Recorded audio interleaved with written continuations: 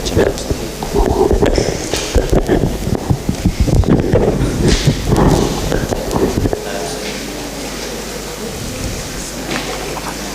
Tafadhal.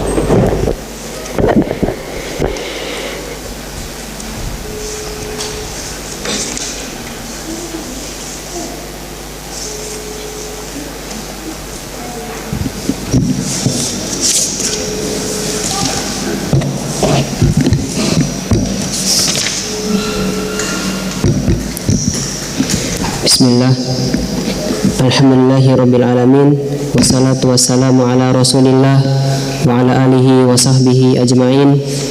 Qala Syekh Muhammad ibn Shalih al-Utsaimin rahimahullahu ta'ala, wa innaka lata'ajjabu min qaumin ya'rifuna qawla rasulillahi sallallahu alaihi wasallam, iyyakum wa muhdatsatil umur fa inna kulla muhdatsatin bid'ah wa kullu bid'atin dalalah wa kullu dalalatin finnar. Wa ya'lamuna anna qawlahu kullu bid'atin kulliyatun ammatun syamilatun musawwaratun bi aqwa adawati syumuli wal umum kullu walladzi nataqa bi hadhihi al-kulliyah salawatullahi wa salamuhu alaihi ya'lamu madlula hadzal lafzi wa huwa afsahul khalqi wa ansahul khalqi lil khalqi la yatalaffazu illa bi syai'in yuksaru ma'nahu. Idzan fan nabiy sallallahu alaihi wasallam hina ma qala kullu bid'atin dalalah kana yadri ma yaqul wa kana yadri ma'na ma yaqul wa qad sadara hadzal qawlu minhu an kamali nushil min ummah. Wasil. Wa idza tamma fil kalami hadhihi al-umur thalathah, kamalun nushi wal iradah wa kamalul bayani wal fasaha wa kamalul ilmi wal ma'rifah, dalla dhalika ala anna al-kalama yuradu bihi ma yadullu alayhi min al-ma'na. Afa ba'du hadhihi al-kulliyah yasihu an nuqassima al-bid'ata ila aqsamin thalatha aw ila aqsamin khamsah? Abadan hadha la yasihu. Wa madda'ahu ba'dul ulama'i min anna hunaka bid'atun hasanah fala takhlu min halaini. Hasbuk. Bismillahirrahmanirrahim. Alhamdulillahi wassalatu wassalamu ala rasulillah wa ala alihi wa ashabihi ajma'in. Amma ba'd.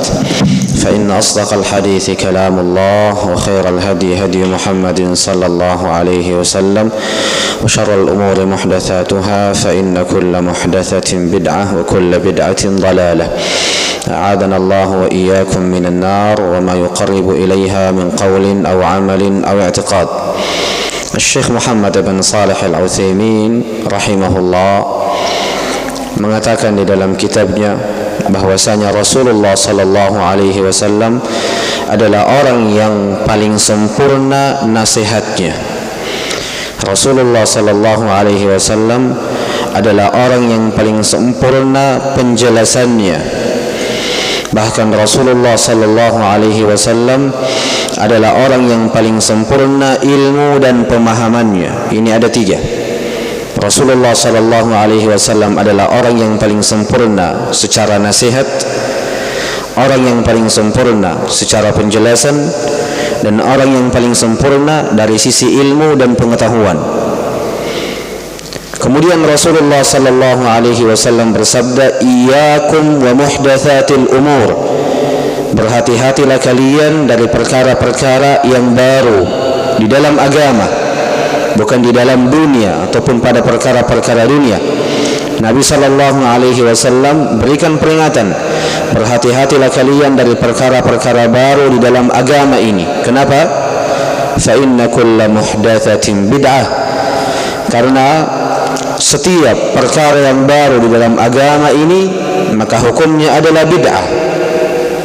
Lantas mengapa kalau bid'ah? Nabi jelaskan, wa kullu bid'atin dalalah. Dan kebid'ahan itu, setiap kebid'ahan, segala kebid'ahan sesat. Wa kullu dhalalatin finnar, dan setiap kesesatan itu di neraka. Lafaz ini lafaz yang dhaif. Lafaz ini lafaz yang dhaif. Wa kullu dhalalatin finnar adalah lafaz yang dhaif. Syekhuna Muhammad ibn Sa'id Raslan hafizahullah mendaifkan lafaz ini, dan guru kami Syekh Khalid ibn Muhammad Uthman hafizahullah juga mendaifkan lafaz ini. Maka cukupkan dengan lafaz-lafaz yang sahih. Apa itu? Iyyakum wa muhdatsatil umur fa inna kulla muhdatsatin bid'ah wa kulla bid'atin dalalah. Adapun wa kulla dalalatin finnar, ini lafaznya dhaif, walaupun ada sebagian dari para ulama yang mensahihkannya, tapi dari sisi sampainya keilmuan kami padanya, maka lafaz ini adalah lafaz yang dhaif, wala yuhtajju bih, dan tidak boleh bagi seorang muslim untuk berhujjah dengan lafaz-lafaz yang dhaif, terlebih dan terkhusus para penuntut ilmu, di mana para penuntut ilmu wajib untuk senantiasa mencukupkan dirinya pada perkara-perkara yang sahih dan menjauhkan dirinya dari perkara-perkara yang dhaif, apatah lagi dari perkara-perkara palsu ataupun bid'ah. Maka Nabi SAW memperingatkan tentang perkara kebid'ahan, bahwasanya segala perkara yang baru di dalam agama ini itu adalah bid'ah, dan segala kebid'ahan itu sesat. Segala kebid'ahan itu sesat. Maka bagaimana kita menghadapi beberapa ucapan dari orang-orang yang mengatakan bahwasanya kebid'ahan itu ada 5. Ada bid'ah yang wajib, ada bid'ah yang mustahabbah, ada bid'ah yang boleh, dan ada bid'ah yang makruh, dan ada bid'ah yang haram.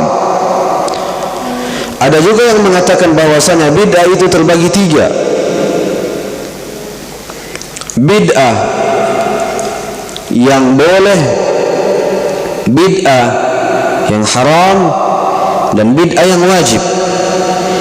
Ada lagi orang-orang yang mengatakan bahwasanya bid'ah itu ada 2. Bid'ah yang baik yang kita kenal dengan bid'ah hasanah, ada juga bid'ah yang buruk yang kita kenal dengan bid'ah sayyi'ah. Semua ucapan ini yang membagi bahwasanya bid'ah itu terbagi ke dalam 5 bagiankah, atau ke 3 bagiankah, atau 2 bagiankah, ini menyelisihi ucapan Nabi sallallahu alaihi wasallam, di mana baginda Nabi kita Muhammad sallallahu alaihi wasallam jelas dan sangat gamblang menjelaskan, iyyakum, berhati-hatilah kalian, wa muhdatsatil umur, dari perkara-perkara yang baru di dalam agama ini. Fa inna adalah lafaz penegasan, kulla adalah lafaz yang sifatnya umum, penegasan dicampur dengan keumuman. Inna kulla muhdatsatin bid'ah, setiap perkara yang baru di dalam agama ini hukumnya bid'ah. Dan bukan hanya itu saja, Nabi jelaskan lagi dan tegaskan lagi dengan menggunakan sirah bentuk keumuman lagi, di mana Nabi lanjutkan wa kulla bid'atin dalalah, dan setiap kebid'ahan hukumnya sesat. Jikalau Rasulullah sallallahu alaihi wasallam mengatakan hal ini dan setelahnya Rasulullah sallallahu alaihi wasallam tidak pernah menjelaskan bahwasanya ada bid'ah yang diperkecualikan, ada bid'ah yang baik, apakah boleh dan pantas dan layak bagi seseorang yang datang belakangan ini kemudian mengatakan bahwasanya di situ ada bid'ah hasanah dan di situ ada bid'ah sayyi'ah, sedang Rasulullah sallallahu alaihi wasallam yang dimana beliau berumur 63 tahun tidak pernah menjelaskan satu kata pun bahwa di sana ada bid'ah yang diperkecualikan, di sana ada bid'ah yang hasanah. Maka tentunya ucapan-ucapan yang datang belakangan ini dengan mengatakan adanya bid'ah hasanah adalah ucapan yang keliru. Bagaimana tidak? Sedang para sahabat Nabi tabi'in dan tabi'in, bahkan 4 imam mazhab, bahkan al-Imam al-Bukhari wa Muslim wa Tirmidzi wa Ibn Majah wa Nasa'i wa Abi Dawud wa Abdul Razzaq wa Ibn Khuzaimah dan ulama yang lainnya dari sisi ulama ahli hadis sepakat akan buruknya kebid'ahan, sepakat akan tercelanya kebid'ahan, sepakat akan bahayanya kebid'ahan. Ini disepakati dari zaman para sahabat, tabi'in, tabi'in dan 4 imam mazhab dan murid-murid beliau, disepakati akan bahayanya bid'ah, tercelanya bid'ah, buruknya bid'ah. Lantas apakah boleh setelah ini orang-orang belakangan ini muncul kemudian mengatakan di situ ada bid'ah hasanah? Ini poin yang pertama. Poin yang kedua, dari sisi istiqra'un nusus, menelaah Al-Quran, menelaah sunnah dan menelaah ucapan para ulama seluruhnya, menunjukkan bahwasanya kesepakatan ini akan buruknya bid'ah, akan tercelanya bid'ah, akan bahayanya bid'ah adalah kesepakatan yang disepakati, yang dimana tidak ada seorang pun yang berpegang teguh terhadap Al-Quran, juga tidak seorang pun yang berpegang teguh terhadap sunnah dengan diikat oleh pemahaman generasi terbaik. Itu ada yang mengatakan bahwasanya ada yang namanya bid'ah hasanah. Ini poin yang kedua. Poin yang ketiga, Nabi kita Muhammad sallallahu alaihi wasallam bersabda di dalam sebuah hadis yang diriwayatkan oleh Aisyah radhiyallahu tabaraka wa taala anha, di mana baginda Nabi sallallahu alaihi wasallam bersabda, "Man ahdatha fi amrina hadza ma laysa minhu fa huwa rad." Barang siapa yang membuat suatu hal yang baru di dalam urusan kami, di dalam agama kami, ma laysa min, yang dimana hal-hal yang baru ini tidak ada kaitannya dengan agama kami, tidak ada kaitannya dengan pedoman kami dan sunnah kami, maka hal yang baru ini tertolak. Orang-orang yang mempelajari bahasa Arab dapat mengetahui bahwasanya hadis ini sifatnya umum. Kenapa? Karena ahdatha ini fi'il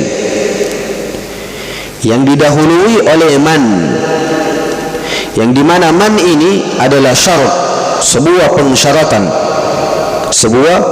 pensyaratan. Contoh, saya katakan siapa yang masuk masjid, siapa yang masuk masjid akan mendapatkan hadiah. Jadi syaratnya masuk masjid, maka siapa saja yang masuk masjid ia akan dapatkan hadiah. Nah, ini syarat. Begitupun di dalam bahasa Arab, man ahdasa, siapa yang membuat perkara-perkara yang baru di dalam agama ini yang tidak ada kaitannya dengan agama kami, maka ia tertolak. Siapa? Ini syarat. Jadi man syarat, setelahnya ahdasa fi'il madhi, fi'il yang didahului oleh syarat, maka fi'il ini menunjukkan keumuman. Ini kaidah. Kemudian amrina, man ahdatha fi amrina, amr itu kata tunggal, na sebuah tambahan yang diidhafahkan kepada kata tunggal. Maka ketika kata tunggal ini diidhafahkan oleh sesuatu, ini juga menunjukkan keumuman. Maka di sini ada dua keumuman, menunjukkan apapun bentuknya, perkara apapun, selama ia baru dan tidak ada kaitannya di dalam agama ini, maka ia tertolak. Maka ini tentunya adalah poin yang ketiga. Poin yang keempat, Nabi sallallahu alaihi wasallam telah jelaskan. Lihat bagaimana Nabi sallallahu alaihi wasallam katakan, inna kulla muhdatsatin bid'ah wa kulla bid'atin dalalah. Sesungguhnya segala hal yang baru di dalam agama ini hukumnya bid'ah, dan segala kebid'ahan hukumnya sesat. Dan di sini ada kalimat inna, ada kata inna, sebuah penegasan yang jelas. Kemudian ditambah dengan kullu Kullu ini sebuah kata di dalam bahasa Arab yang digunakan untuk keumuman, sesuatu atau suatu kata yang paling cocok untuk kita gunakan untuk menunjukkan keumuman. Maka Nabi jelaskan setiap perkara baru di dalam agama ini hukumnya bid'ah, dan setiap kebid'ahan hukumnya sesat. Maka tidak ada kebid'ahan yang namanya hasanah ataupun baik. Tidak ada kebid'ahan yang sifatnya wajib ataupun sunnah. Semua kebid'ahan sesuai dengan ucapan Rasulullah sallallahu alaihi wasallam adalah sesat. Dan ini kaidah dan hujjah yang paling kuat untuk membantah orang-orang yang mengatakan adanya bid'ah hasanah. Adanya bid'ah hasanah. Kemudian ada satu kaidah yang sering digunakan oleh orang-orang yang bergelut dengan ilmu mantiq. Sebuah kaidah yang juga sering digunakan oleh orang-orang yang bergelut dengan ilmu filsafat, di mana dia katakan innal kulliyah idza kanat mujibatan thubutiyatan wa kana fi ahadi afrad mustathniyatiha salibah kanatil kulliyatu kadhibah. Ini kaidahnya. Jikalau ada sebuah keumuman yang ditekankan dan ditetapkan, semua satu hal yang sifatnya umum telah ditetapkan, tiba-tiba ada dari sisi cabang-cabangnya yang diperkecualikan, maka keumuman ini sifatnya adalah keumuman yang palsu. Ini kaidah dari sisi akal. Contoh, kita kasih contoh kasusnya. Semua orang yang hadir di masjid ini adalah orang-orang yang hadir dan duduk di majlis ini untuk menuntut ilmu. Semua keumuman orang yang hadir di masjid ini, ia duduk untuk menuntut ilmu. Maka ini adalah sebuah keumuman yang saya tetapkan. Sebuah keumuman yang saya tetapkan. Saya katakan semua orang yang hadir di masjid ini, ia hadir untuk menuntut ilmu. Maka ini adalah sebuah keumuman yang saya tetapkan.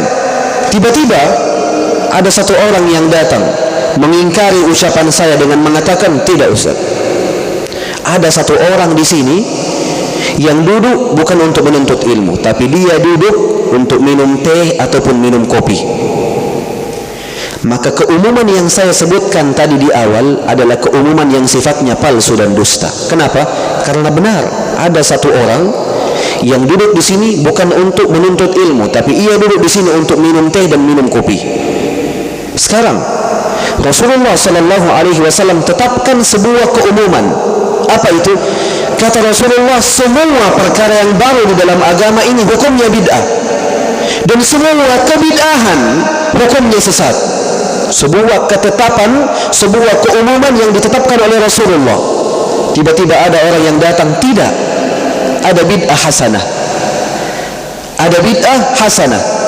Maka ketika ada ucapan ini seakan-akan mengatakan bahwasanya ucapan Rasulullah adalah ketetapan ataupun keumuman yang dusta dan palsu. Adakah orang yang mampu mengatakan hal seperti itu? Na'udzubillahi minal khidlan wa na'udzubillahi minad dalal. Tidak ada orang yang mampu mengatakan bahwasanya sabda Nabi palsu, sabda Nabi bohong. Maka ini kaidah yang digunakan oleh orang-orang yang bergelut dengan akalnya, bahwasanya ketika ada satu keumuman yang ditetapkan, tiba-tiba ada di antara cabang-cabangnya yang mengingkari keumuman ini, maka sejatinya keumuman ini adalah keumuman yang palsu dan dusta. Ini kaidah yang digunakan oleh orang-orang filsafat dan orang-orang yang bergelut dengan ilmu mantiq, yang sejatinya adalah kaidah yang dapat kita gunakan sebagai bantahan buat mereka. Nabi katakan semua perkara yang baru di dalam agama hukumnya bid'ah, dan semua kebid'ahan hukumnya sesat. Ini keumuman yang ditetapkan oleh Rasulullah sallallahu alaihi wasallam. Datang orang belakangan ini mengatakan tidak ada bid'ah hasanah. Maka karena ucapan orang ini secara tidak langsung orang ini mengatakan bahwasanya keumuman yang dijelaskan oleh Rasulullah sallallahu alaihi wasallam dalam hadis adalah keumuman yang palsu dan dusta. Dan ini sebuah pertanggungjawaban yang besar bagi setiap orang yang menuduh Rasulullah sallallahu alaihi wasallam dengan kedustaan. Maka ini penting. Sama halnya ketika saya katakan semua orang yang ada di masjid ini pakai songkok. Saya umumkan sebuah ketetapan yang saya tetapkan, sebuah keumuman yang saya tetapkan. Semua orang di masjid ini pakai songkok. Tapi nyatanya ada beberapa yang tidak pakai songkok. Maka muncul orang-orang yang mengatakan tidak semua yang di masjid ini pakai songkok. Maka keumuman yang saya ucapkan tadi di awal adalah keumuman yang sifatnya bohong dan dusta. Seperti itu. Maka ini kaidah dari kaidah-kaidah yang digunakan oleh orang-orang yang bergelut dengan ilmu mantik dan filsafat. Kemudian ya ikhwan, setelah ini, apakah benar ada bid'ah hasanah? Sedang Nabi sallallahu alaihi wasallam jelaskan wa kullu bid'atin dalalah, segala kebid'ahan itu sesat. Maka tentunya ini kembali lagi kepada prinsip dan pijakan kaki seseorang di dalam berpegang teguh terhadap Al-Quran dan sunnah Nabi sallallahu alaihi wasallam. Setelah Nabi jelaskan keumumannya bahwa semua bid'ah hukumnya sesat, tiba-tiba ada orang datang mengatakan ada bid'ah hasanah, ada bid'ah yang baik, maka kita lah yang memilih siapakah yang lebih kita percaya dari sisi agama ini, dari sisi konsep beragama ini. Apakah Rasulullah sallallahu alaihi wasallam ataukah orang-orang yang datang belakangan ini? Termasuk diantaranya salah seorang ulama yang bernama Abu Hamid Al-Ghazali, seseorang yang memiliki karya Ihya Ulumuddin. Ia mengaku bahwasanya kebid'ahan itu terbagi ke dalam 5 bagian: bid'ah wajib, bid'ah sunnah, bid'ah boleh, bid'ah makruh, dan bid'ah haram. Sedang Nabi sallallahu alaihi wasallam jelaskan kullu bid'atin dalalah, semua kebid'ahan itu hukumnya sesat. Belum lagi orang-orang yang membolehkan dan mengatakan dan mengaku adanya bid'ah hasanah berdalil dengan ucapan Al-Imam Syafi'i, di mana Al-Imam Syafi'i pernah mengatakan di dalam sebuah ucapannya yang diriwayatkan dari jalur Harmalah Ibn Yahya, sebagaimana yang disebutkan oleh Al-Hafidh Abu Nuaim di dalam kitabnya Al-Hilyah, di mana Harmalah Ibn Yahya mendengar Al-Imam Syafi'i mengatakan al-bid'atu bid'atan, kebid'ahan itu ada 2, mahmudah, bid'ah yang terpuji, wa madmumah, dan bid'ah yang tercela. Kemudian Imam Syafi'i melanjutkan, ma wafaqa sunnata fahuwa mahmud, kebid'ahan yang mencocoki sunnah maka ia terpuji, wa ma khalafa sunnata fahuwa madmum, dan kebid'ahan yang menyelisihi sunnah maka ia tercela. Kemudian Imam Syafi'i berdalil dengan ucapan Umar bin Al-Khattab, di mana Umar bin Al-Khattab mengatakan ni'matul bid'ah hiya, ni'matul bid'ah hiya, sebaik-baik kebid'ahan adalah ini. Maka lihat pendalilan yang digunakan oleh orang-orang yang membolehkan adanya bid'ah hasanah, berdalil dengan Al-Imam Syafi'i dengan ucapannya ini bahwasanya kebid'ahan itu ada 2. Sedang para ulama telah menjelaskan maksud dari ucapan Al-Imam Syafi'i. Semisal Al-Imam Ibn Rajab rahimahullah telah menjelaskan maksud dari ucapan Al-Imam Syafi'i. Apa maksudnya? Maksudnya adalah ketika Imam Syafi'i mengatakan kebid'ahan itu ada 2, bid'ah yang terpuji dan bid'ah yang tercela, maka maksud dari Al-Imam Syafi'i di sini adalah kebid'ahan yang berasal dari sisi bahasa, bukan berasal dari sisi syariat. Bid'ah dari sisi bahasa. Apa maksudnya bid'ah dari sisi bahasa? Bid'ah dari sisi bahasa artinya segala perkara yang baru, yang tidak ada contohnya. Ini dari sisi bahasa. Mau ia perkara dunia kah, ataupun perkara-perkara akhirat kah, atau perkara agama kah, ini dari sisi bahasa. Adapun ketika kita berbicara dari sisi syariat, maka kebid'ahan itu adalah sesuatu yang baru di dalam agama ini, yang tidak ada tuntunannya dari Rasulullah dan tidak pula ada isyaratnya dari Al-Quran maupun dari Sunnah, yang dimana seluruhnya adalah tercela. Maka maksud dari Al-Imam Syafi'i, kebid'ahan itu ada dua: bid'ah yang terpuji ketika ia mencocoki sunnah, dan bid'ah yang tercela ketika ia menyelisihi sunnah, yakni dari sisi bahasa.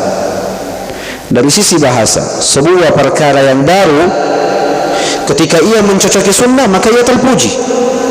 Dan sebuah perkara yang baru ketika ia menyelisihi sunnah, maka ia tercela. Ini maknanya. Ini maknanya, sifatnya umum. Sifatnya umum. Dan bukti yang kedua dari maksud dari Al-Imam Syafi'i yang telah kita jelaskan ini, jikalaupun Al-Imam Syafi'i mengatakan ada bid'ah yang terpuji dan ada bid'ah yang hasanah, jelaskan padaku dan buktikan kepadaku satu saja ucapan Imam Syafi'i bahwasanya ada satu amalan yang beliau anggap sebagai bid'ah hasanah. Engkau tidak akan pernah mendapatkan hal itu. Bahkan ketika engkau harus naik ke langit, turun ke bumi, engkau harus pergi ke barat ataupun timur, utara dan selatan, mencari ucapan Imam Syafi'i tentang satu perkara, tentang satu amalan, yang dimana amalan ini adalah amalan yang baru, kemudian Al-Imam Syafi'i katakan ini adalah bid'ah hasanah, niscaya engkau tidak akan pernah mendapatkannya. Begitupun dengan Umar bin Khattab, ucapannya mengatakan ni'matul bid'ah hadhihi, sebaik-baik kebid'ahan adalah perkara ini. Itu ketika Umar bin Khattab mengumpulkan manusia, mengumpulkan para sahabat untuk salat tarawih secara berjamaah, diimami oleh satu orang. Diimami oleh satu orang. Dikumpulkan para sahabat di satu tempat, kemudian diimami oleh satu orang. Kemudian Umar bin Khattab katakan ni'matul bid'ah hadhihi, sebaik-baik bid'ah adalah ini. Sekarang saya tanyakan, apa makna bid'ah? Sebuah perkara yang baru di dalam agama ini yang tidak ada tuntunan dan contohnya dari Rasulullah sallallahu alaihi wasallam, juga tidak ada isyaratnya dari Al-Quran, dan juga tidak ada isyaratnya dari sunnah Nabi sallallahu alaihi wasallam. Sekarang saya tanyakan, salat tarawih itu pernah dilakukan oleh Rasulullah atau tidak? Pernah. Kemudian apakah Rasulullah sallallahu alaihi wasallam pernah mengimami kaum muslimin di dalam salat tarawihnya? Pernah. Berapa malam? 3 malam. Maka perkara ini mengumpulkan manusia untuk salat tarawih secara berjamaah, diimami oleh satu orang imam, pernah dilakukan oleh Rasulullah sallallahu alaihi wasallam. Maka mengucapkan dan menamakan hal ini dengan kebid'ahan adalah kekeliruan. Adalah kekeliruan. Karena ini bagian dari sunnah, Rasulullah kerjakan walaupun hanya 3 malam. Kenapa? Dikhawatirkan salat tarawih secara berjamaah ini menjadi wajib jikalau Rasulullah sallallahu alaihi wasallam melakukan secara terus-menerus.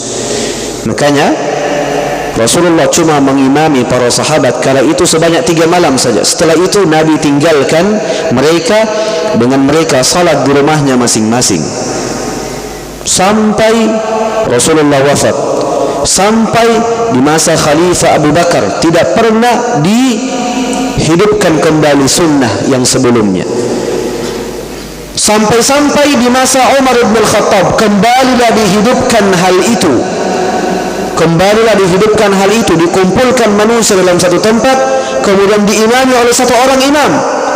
Kemudian Umar katakan sebaik-baik bid'ah adalah ini. Maksud dari bid'ah ini adalah sesuatu yang baru, yang dimana baru lagi dilakukan, tapi sejatinya itu ada di zaman Nabi sallallahu alaihi wasallam. Umar tidak mengada-ngada, Umar tidak membuat hal-hal yang baru, tapi sejatinya Umar menghidupkan sunnah yang telah lama terlupakan, bahkan di masa Abu Bakar pun juga terlupakan dan tidak dihidupkan, dan tiba-tiba dihidupkan kembali di masa Umar bin Khattab, sehingga ini layak dan dikatakan dan pantas untuk dikatakan sebagai bid'ah dari sisi bahasa, sesuatu yang baru lagi, baru muncul lagi, yang sebelumnya ada contoh tapi baru muncul, makanya dikatakan sebagai bid'ah dari sisi bahasa Arab, bukan dari sisi syariat.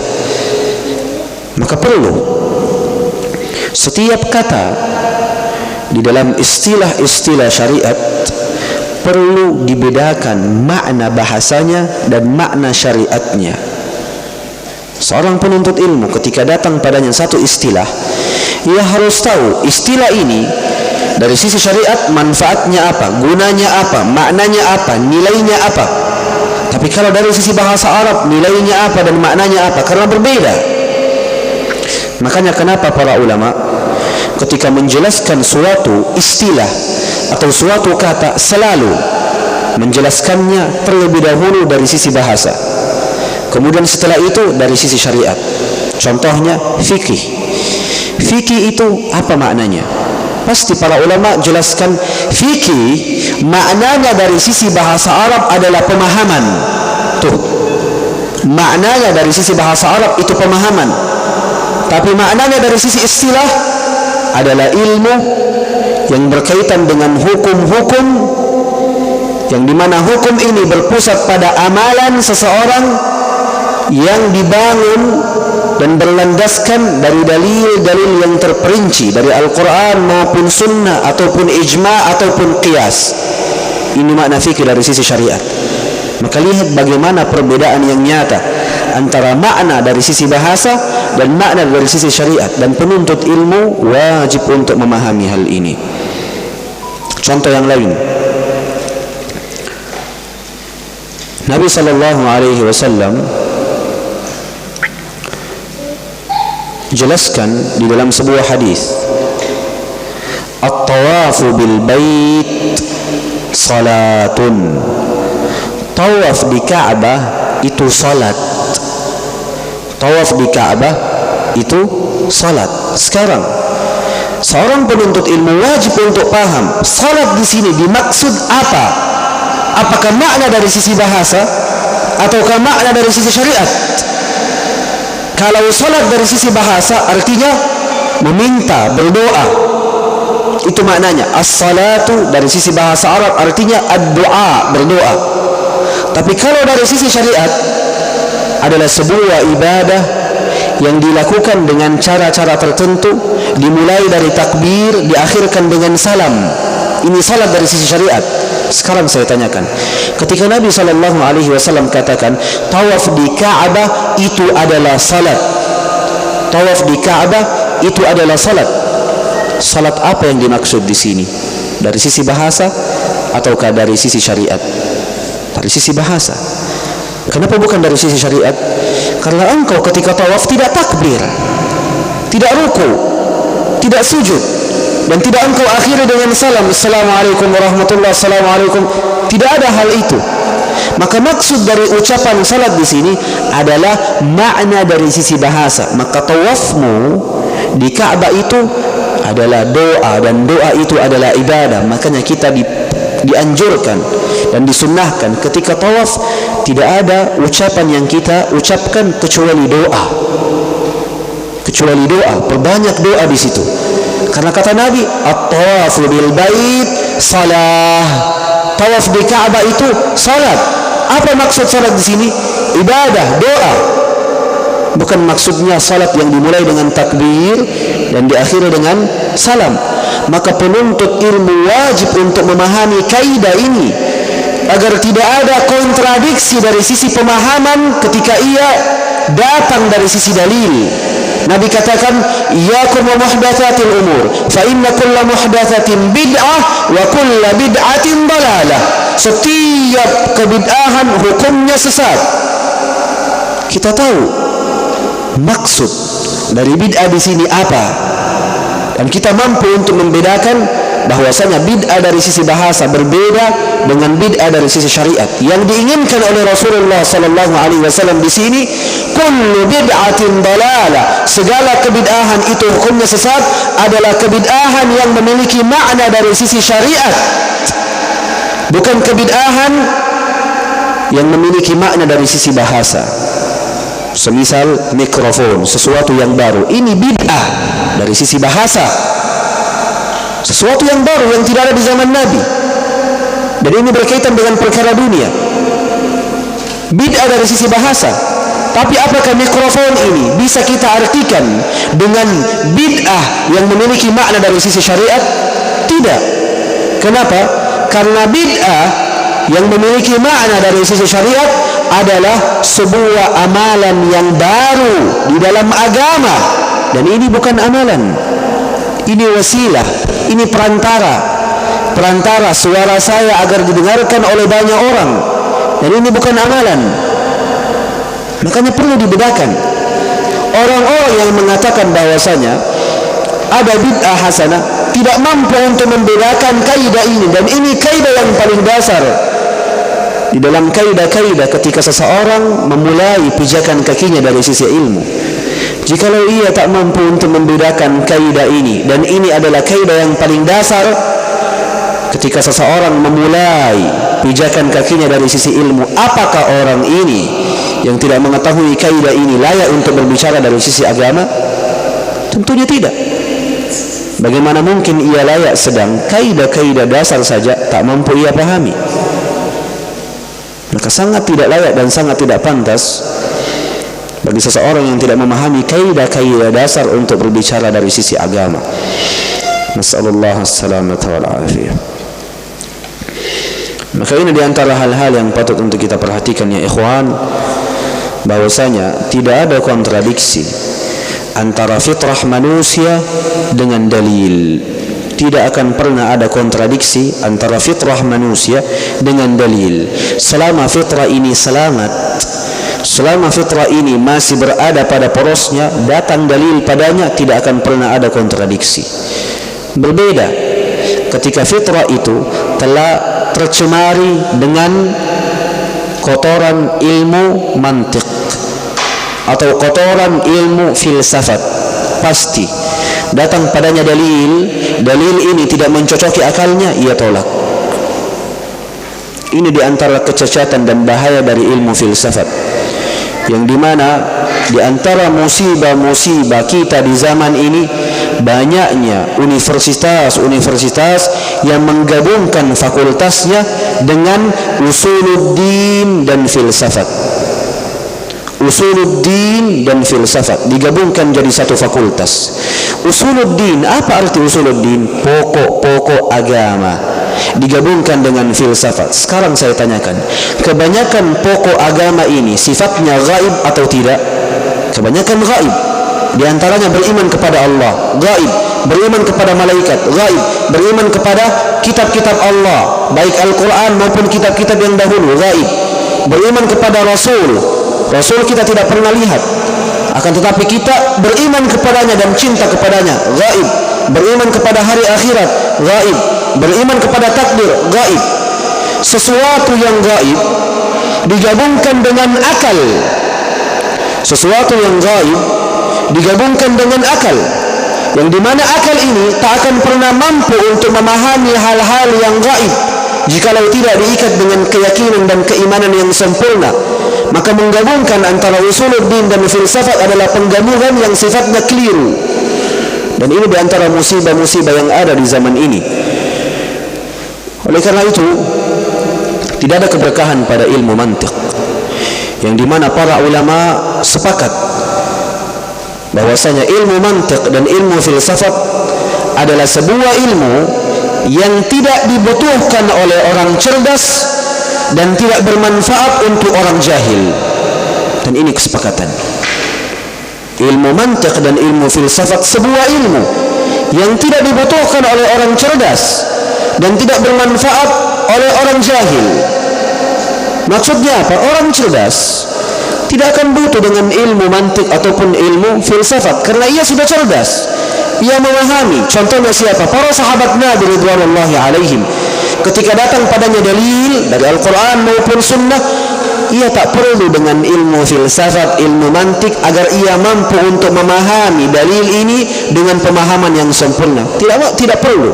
Kenapa? Mereka sudah cerdas. Allah ridhai kecerdasan mereka. Dan kenapa orang jahil dari sisi ilmu mantik dan ilmu filsafat ini tidak bermanfaat baginya? Karena walaupun engkau ajarkan ilmu mantik ini dan ilmu filsafat ini kepada mereka, ia tidak akan pernah paham, sehingga itu tidak bermanfaat. Di antara kebodohan dan kejanggalan ilmu filsafat dan ilmu mantik, mereka senantiasa mengatakan 1 tambah 1 berapa? 3. Anak-anak kita ini, anak-anak didik kita ini, kalau kita tanyakan, nak 1 tambah 1 berapa? Mereka tahu semua di atas fitrahnya.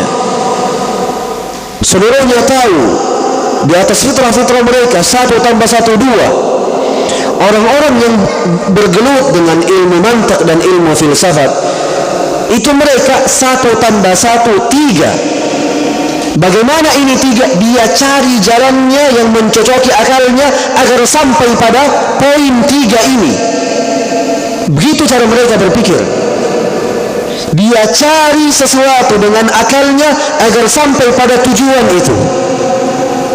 Ini diantara kejanggalan dan kebodohan dan bahaya dari ilmu mantik dan filsafat. Nas'alullah as-salamata wal afiyah. Begitupun juga ketika kita tanyakan anak-anak didik kita, di mana Allah? Di atas arsy. Di fitrah-fitrah mereka menunjukkan hal itu. Bagaimana seorang manusia berdoa? Mengangkat tangannya. Kenapa perlu mengangkat tangan? Sebuah tanda bahwasanya Tuhannya berada di atas. Kenapa hal itu dilakukan oleh manusia secara tabiat dan kebiasaan? Karena ia masih berada di atas fitrah-fitrahnya yang selamat. Tapi ketika ditanyakan kepada orang-orang yang bergelut dengan filsafat dan mantik, di mana Allah? Di mana-mana. Ataupun jawabannya yang sangat keliru, nas'alullah as-salamata wal afiyah, yang menyelisihi Al-Quran, menyelisihi Sunnah, bahkan menyelisihi fitrah manusia. Nas'alullah as-salamata wal afiyah. Inilah bahaya dari ilmu mantik dan ilmu filsafat. Semoga Allah Azza wa Jalla menjauhkan kaum muslimin darinya. Tafadhal. Summa qala Syekh, al-awwal alla takuna bid'atun lakin yazunnuha bid'atan.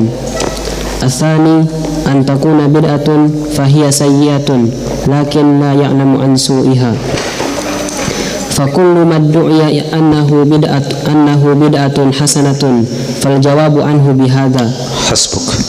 Kata Syekh, orang-orang yang mengatakan adanya bid'ah hasanah itu tidak terlepas dari 2 kondisi. Orang-orang yang mengatakan bahwasanya adanya bid'ah hasanah itu tidak terlepas dari 2 kondisi. Kondisi pertama, ia mengatakan bahwasanya perkara ini, amalan ini bid'ah hasanah, tapi sejatinya ini bukan bid'ah. Semisal salat tarawih secara berjamaah, mereka menganggap ini bid'ah hasanah sebagaimana yang diucapkan oleh Umar bin Al-Khattab, tapi sejatinya secara hakikat dan secara makna dan nilai yang sebenarnya ini bukan bid'ah. Kenapa? Rasulullah lakukan, Rasulullah contohkan, Rasulullah isyaratkan, maka ini bukan bid'ah, sejatinya adalah sunnah, tapi ia menganggapnya sebuah kebid'ahan. Tuh, maka ada satu amalan yang sejatinya bukan bid'ah, tapi dianggap bid'ah oleh mereka, makanya ia katakan ini bid'ah hasanah. Ini kondisi yang pertama. Kondisi yang kedua, ini bid'ah, ini bid'ah yang sifatnya tercela, tapi ia katakan ini bid'ah hasanah. Kenapa? Karena ia tidak mengetahui tercelanya bid'ah ini. Ini dua kondisi. Orang-orang yang mengatakan adanya bid'ah hasanah menganggap bahwasanya perkara ini adalah bid'ah sedang ia bukanlah bid'ah. Yang kedua, orang-orang yang mengatakan adanya bid'ah hasanah mengatakan bahwasanya perkara ini adalah bid'ah hasanah, tapi sejatinya ini adalah bid'ah yang tercela, yang dimana tercelanya ini ia tidak ketahui dan ia tidak mengerti dan ilmui. Ini dua kondisi yang dimana setiap orang yang mengaku bahwasanya di sana ada bid'ah hasanah dijawab dengan dua kondisi ini. Nah, tafadhal. Summa qala wa ala hadha fala madkhala li ahli al-bid'ah fi an yaj'alu min bid'ahim bid'atan hasanatan wa fi yadina hadha as-sayf as-sarim min Rasulillah sallallahu alaihi wasallam kullu bid'atin dalalah. Nah, kemudian kata Syekh, maka tidak ada lagi jalan bagi siapapun untuk mengatakan bahwasanya ada bid'ah hasanah. Kenapa?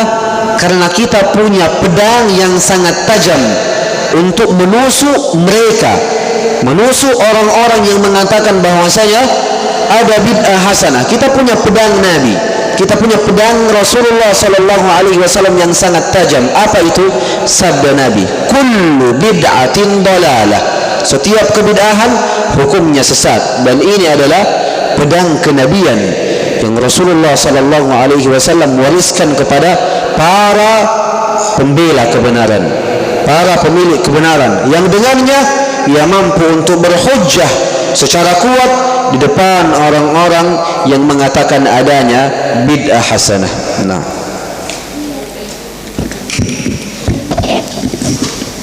summa qala inna hadha as-sayfa as-sarima innama suni'a fi masani'in nubuwati war risalah innahu lam yusna fi masani'a muttarabah lakinnahu suni'a fi masani'in nubuwati wa sagahu an-nabiy sallallahu alaihi wasallam hadhihi as-siyaghatal baligha fala yumkinu liman biyadihi mithlu hadha as-sayf as-sarim ay yuqabilahu ahadun bi bid'atin yaqulu innaha hasanatun wa Rasulullah sallallahu alaihi wasallam yaqulu kullu bid'atin dalalatun.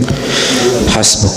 Maka Syekh katakan, sesungguhnya pedang kenabian ini yang dimana Nabi sallallahu alaihi wasallam bersabda kullu bid'atin dalalah, setiap kebid'ahan hukumnya sesat. Pedang ini dibuat dari tempat-tempat yang suci, diucapkan oleh Rasulullah, tidak dibuat di pabrik-pabrik dunia. Pedang ini, ucapan ini, sabda ini keluar dari lidah Rasulullah, lisan Rasulullah sallallahu alaihi wasallam. Maka tidak mungkin seseorang yang memiliki pedang kenabian, pedang suci, dikalahkan oleh seseorang yang memiliki pedang yang dimana pedangnya ini dibuat di pabrik-pabrik dunia dengan mengatakan adanya bid'ah hasanah. Orang-orang yang mengatakan adanya bid'ah hasanah memiliki hujjah juga, yang dimana hujjah mereka ini juga ibaratkan pedang, tapi pedangnya ini bukanlah pedang yang suci sebagaimana kita memiliki pedang yang suci. Maka ketika kedua pedang ini saling berhantam, saling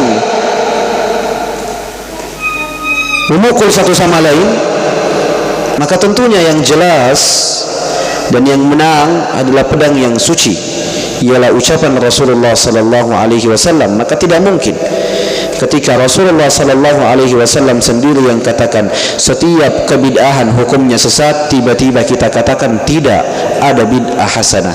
Ini bentuk pengingkaran kepada Rasulullah sallallahu alaihi wasallam, dan ini bentuk perendahan kepada Rasulullah sallallahu alaihi wasallam yang konsekuensinya sangat besar di sisi Allah Subhanahu wa taala dan di sisi Rasulullah sallallahu alaihi wasallam. Nah, ثم قال الشيخ وكأني أحس أن في نفوسكم دبيبا وكأني أحس أن في نفوسكم دبيبا يقول ما تقول في أمير المؤمنين عمر بن الخطاب رضي الله عنه الموفق للصواب حينما أمر أبي بن كعب وتميما الداري ayyakuma bin nasi fi ramadana fa kharaja wan nasu ala imamihim mujtami'una faqal ni'matul bid'atu hadhihi wallati yanamuna anha afdalu min allati yaqumun. Nah, orang-orang yang mengatakan bahwasanya ada bid'ah hasanah berdalil dengan ucapan Umar ketika Umar bin Khattab menyuruh Ubay ibn Ka'ab dan Tamim ad-Dari radhiyallahu tabaraka wa taala anhuma untuk menjadi imam di antara imam-imam kaum muslimin di dalam salat-salat tarawih mereka. Kemudian Umar bin Khattab katakan ni'matul bid'ah hadhihi, sebaik-baik kebid'ahan adalah ini. Sebaik-baik kebid'ahan adalah ini. Yang sekali lagi telah kita jelaskan sebelumnya bahwasanya maksud dari kebid'ahan di sini adalah kebid'ahan yang memiliki makna dari sisi bahasa, yang dimana perkara ini mengumpulkan manusia pada satu imam adalah perkara yang telah terlupakan dan lama tenggelam, yang dahulunya dilakukan oleh Rasulullah sallallahu alaihi wasallam, dicontohkan oleh Rasulullah sallallahu alaihi wasallam. Akan tetapi karena kekhawatiran Rasulullah salat tarawih ini menjadi wajib, maka Rasulullah sallallahu alaihi wasallam tidak lagi mengimami kaum muslimin di dalam salat-salat tarawihnya karena kekhawatiran itu, karena ketakutan itu akan wajibnya salat tarawih pada mereka. Coba bayangkan, jikalau salat tarawih ini wajib bagi kita, adakah diri-diri kita mampu untuk melakukannya? Belum lagi perbedaan para ulama tentang jumlah rakaat salat tarawih. Ada yang mengatakan 11 dan ada yang mengatakan 20. Jikalau itu menjadi wajib, mampukah seseorang untuk melakukan hal itu? Yang dimana salat 5 waktu saja itu sudah berat bagi mereka, sudah ia undur-undur, sudah ia akhirkan, apatah lagi salat tarawih sebanyak 11 rakaat ataupun sebanyak 20 rakaat. Itu wajib, yang dimana ketika ditinggalkan manusia akan berdosa karena meninggalkan salat itu. Karena kekhawatiran itu Rasulullah tinggalkan agar para sahabatnya tidak menganggap dan tidak memandang bahwasanya salat tarawih ini hukumnya wajib, sehingga Rasulullah tinggalkan. Ketika Rasulullah tinggalkan hal itu, dapat dipahami bahwasanya salat tarawih ini hukumnya sunnah, dan itu dipandang dan dipahami oleh para sahabat Nabi radhiyallahu alaihim. Nah, al-jawab. Qala Syekh, fal jawabu an dzalika min wajhaini. Al-wajhul awwal annahu la yajuzu li ahadin minan nasi ay yu'arida kalam ar-rasul sallallahu alaihi wasallam bi ayyi kalamin la bi kalami Abi Bakrin alladhi huwa afdalul ummati ba'da nabiyha wa la bi kalami Umar alladhi huwa thani hadhihi al-ummati ba'da nabiyha wa la bi kalami Utsman alladhi huwa thalithu hadhihi al-ummati ba'da nabiyha wa la bi kalami Ali alladhi huwa rabi'u hadhihi al-ummati ba'da nabiyha wa la bi kalami ahadin ghairihim li anna Allah ta'ala yaqul falyahdharil ladzina yukhalifuna an amrihi ayusibahum an tusibahum fitnatun aw yusibahum adzabun alim. Qala al-Imam Ahmad rahimahullah, atadri mal fitnah? Al-fitnatu asyirku la'allahu idza radda ba'da qaulil nabi sallallahu alaihi wasallam ay yaqa fi qalbihi syai'un min az-zayd fayahlak. Baik. Jawaban yang pertama bagi orang-orang yang berdalilkan dengan ucapan Umar bin Khattab bahwasanya di sana ada bid'ah hasanah, jawaban pertama dan bantahan pertama adalah seorang muslim tidak boleh dan tidak layak, bahkan tidak pantas menyelisihi ucapan Rasulullah sallallahu alaihi wasallam karena ucapan manusia siapapun orangnya. Bahkan ketika ucapan itu adalah ucapan Abu Bakar, yang dimana Abu Bakar adalah manusia terbaik setelah para nabi. Begitupun dengan Umar, manusia kedua terbaik setelah para nabi. Ataupun Utsman, manusia ketiga terbaik setelah nabi. Ataupun Ali, manusia keempat terbaik setelah nabi. Tidak boleh bagi seorang pun untuk menyelisihi ucapan Rasulullah karena ucapan-ucapan individu-individu tertentu ataupun figur-figur tertentu. Bahkan ketika individu itu, figur itu adalah Abu Bakar dan Umar. Sebagaimana kata Abdullah ibn Abbas, yushik an tanzila alaikum hijaratun minas sama. Hampir-hampir bebatuan itu menjatuhi diri kalian. Kenapa? Kata Abdullah bin Abbas, aku sampaikan kepada kalian firman Allah dan sabda Nabi, engkau malah membantahnya dengan mengatakan, tapi Abu Bakar berkata begini, tapi Umar berkata begini, tapi fulan berkata begini. Kata Abdullah bin Abbas, hampir-hampir bebatuan itu menjatuhi diri kalian karena hal ini. Kita katakan Nabi bersabda, kullu bid'atin dalalah. Setiap kebid'ahan itu hukumnya sesat. Semua kebid'ahan hukumnya sesat. Engkau membantahnya dengan mengatakan, tapi fulan mengatakan begini, tapi asy-syekh fulan mengatakan begini, bahwasanya di sana ada bid'ah hasanah. Maka kita katakan sebagaimana Abdullah bin Abbas katakan, hampir-hampir bebatuan ini jatuh untuk menghantam dirimu karena pengingkaran yang engkau lakukan disebabkan karena ucapan fulan ataupun ucapan figur-figur tertentu. Bahkan kata Al-Imam Ahmad, atadri mal fitnah? Allah Azza wa Jalla sampaikan, falyahdharil ladina yukhalifuna an amrihi an tusibahum fitnah. Berhati-hatilah bagi orang-orang yang menyelisihi perintah dan sunnah Nabi sallallahu alaihi wasallam, menyelisihi sabda Nabi sallallahu alaihi wasallam, an tusibahum fitnah. Berhati-hatilah, fitnah akan menghampirimu, fitnah akan menjatuhi dirimu disebabkan karena penyelisihan yang engkau lakukan terhadap sabda Nabi sallallahu alaihi wasallam. Maka Imam Ahmad tafsirkan bahwasanya fitnah di sini adalah kesyirikan. Fitnah di sini adalah kesyirikan. Makanya jangan heran bahwasanya kesyirikan yang tersebar saat ini itu berasal dari siapa? Ahli bid'ah. Kenapa kesyirikan ini bersumber dari ahli bid'ah?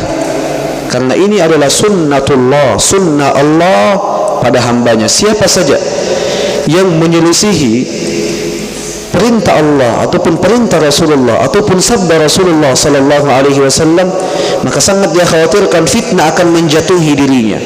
Ditafsirkan bahwasanya fitnah ini menurut Al-Imam Ahmad adalah kesyirikan. Makanya sumber kesyirikan tersebar saat ini disebabkan karena amalan-amalan dari kalangan ahli bid'ah. Makanya ahlus sunnati wal jamaah adalah orang yang paling terjaga dari kesyirikan. Kenapa? Karena mereka menjaga firman Allah, berpegang teguh terhadap sunnah Nabi dan sabda Nabi sallallahu alaihi wasallam, sehingga Allah menjaga mereka.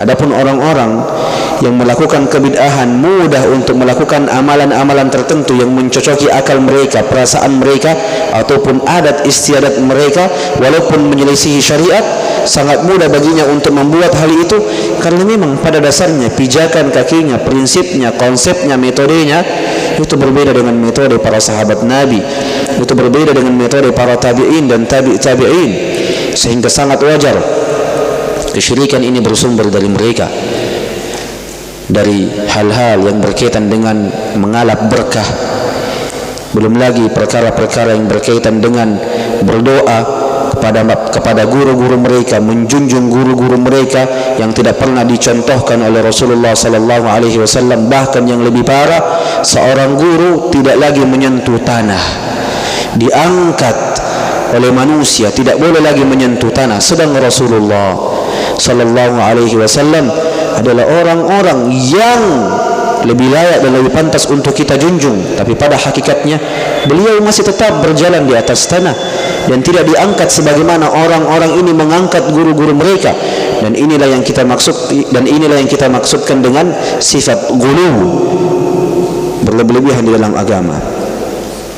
Karena kata Nabi sallallahu alaihi wasallam, iyyakum wal ghulu, berhati-hatilah kalian dari sifat berlebihan di dalam agama. Kenapa?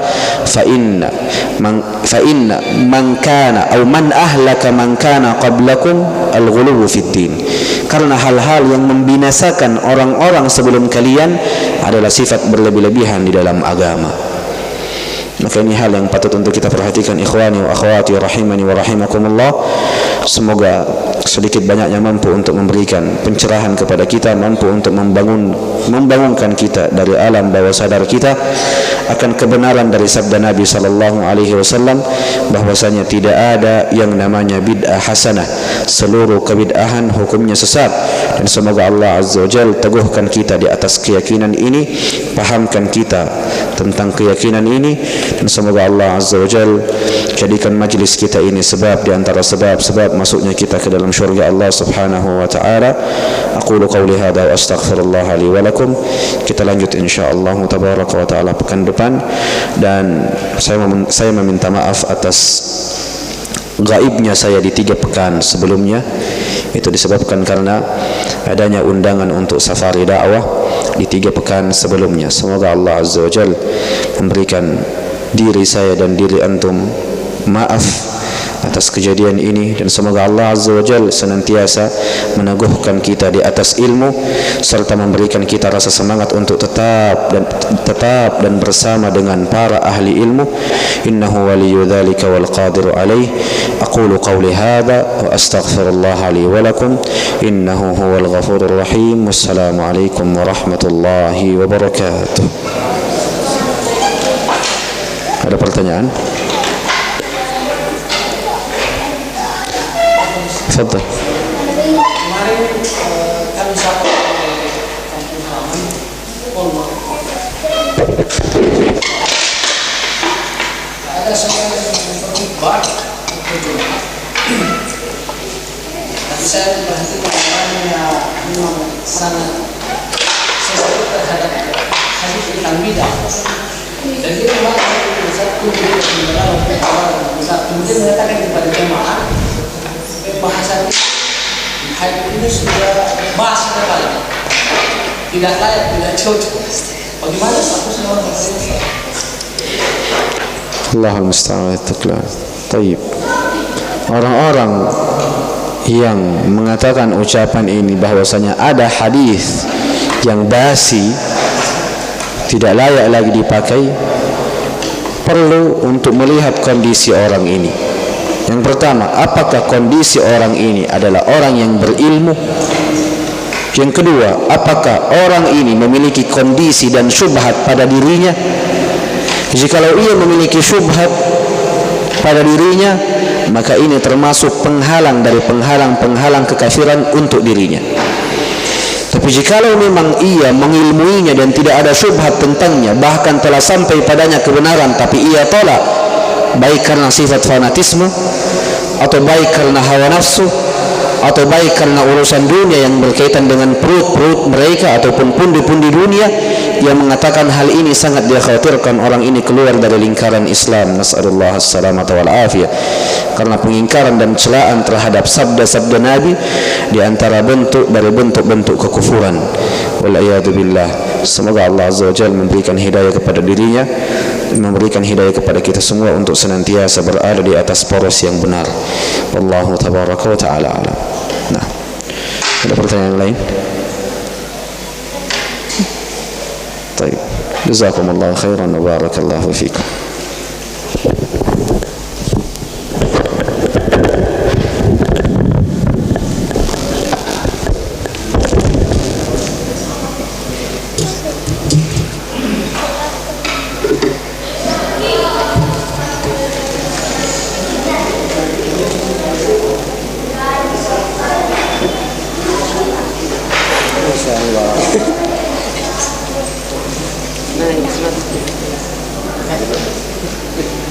Nah,